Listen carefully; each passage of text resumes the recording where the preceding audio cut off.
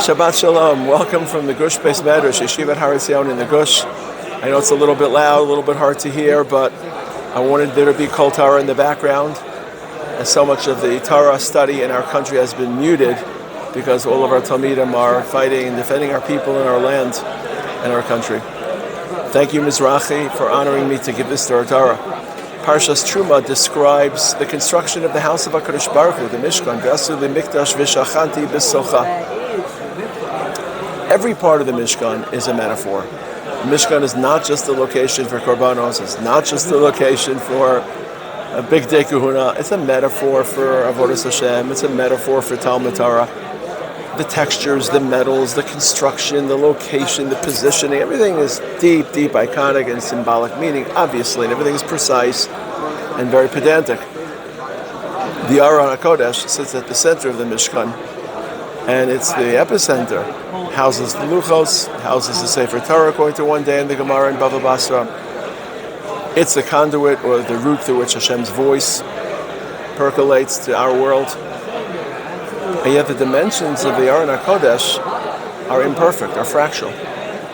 Amasayim v'chetzi arko, 2.5 amos high, v'yamav v'chetzi rachbo, 1.5 amma wide, v'yamav v'chetzi komaso, and 1.5 amma tall.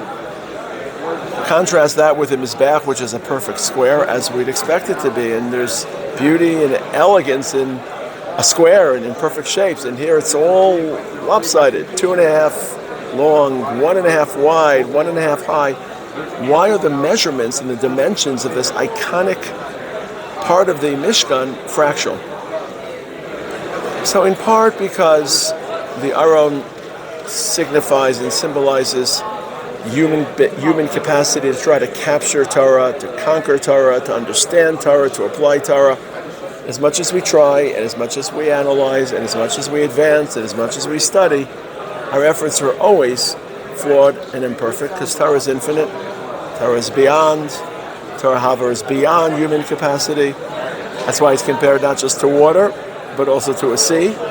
The water imagery evokes the fact that it's readily available, the fact that it's a source of life, the fact that it should be universally available. But the sea imagery means that it's a huge, vast, riotous ocean that drowns even the best navigator, that drowns even the most able swimmer. And constructing an Aron to house the Torah from fractal dimensions reminds us that as much as we try to house the Torah and as much as we try to embrace the Torah, it's Torah's Hashem and it lies beyond us, and that should affect the reverence, the attitude, the commitment, the devotion, the love. We're treading on Admas Kodesh. We're treading, the Rabbi Soloveitchik claimed that Birchas HaTorah, the bracha we recite before studying Torah, is actually a Birchas HaMatir. It's similar to a bracha you'd make with a cup of water, because we don't own the cup of water. It's Hashem's. If we drink it before reciting a bracha, it's actually stealing something from HaKadosh Baruch Hu. So it's a Birchas HaMatir. Similarly, a bracha on Torah is a Birchas HaMatir because it's not our Torah. As much as Hashem delivered it to us, Shenasa Lanu Taras Emes, it's not our Torah proprietary. It's beyond the human imagination. It's beyond human concept and human construct, as much as humans try their best to acquire as much of it as we can.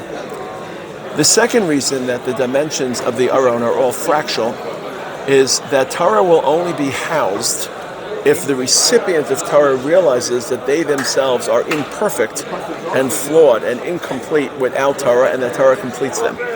There are different experiences in our life. Some experiences, they're meaningful, they impact us, but they don't complete us. It's not like we're flawed or imperfect without them. If, let's say, I enjoy reading a book, let's just say, it's not like I'm flawed or imperfect without the book. It will enrich me, it will enhance me. But my family, my wife, without them, I'm half a person. I'm imperfect. They complete me as a person. Certain experiences complete you. How do we view Talmud Torah? Do we view Talmud Torah as culture, Jewish culture, a mitzvah, a chance to read the word of Hashem, we learn it where we can? Or do we view ourselves as incomplete, as only part, without studying Torah? By fashioning an Aron with imperfect dimensions, fractional dimensions, 2.5 long, 1.5 wide, 1.5 high. In order for us to be in Aron, we have to see ourselves as imperfect and limited without encountering HaKadosh Baruch Hu's word. So it's fascinating that the Aron, the most iconic element of a very iconic building, has fractional dimensions.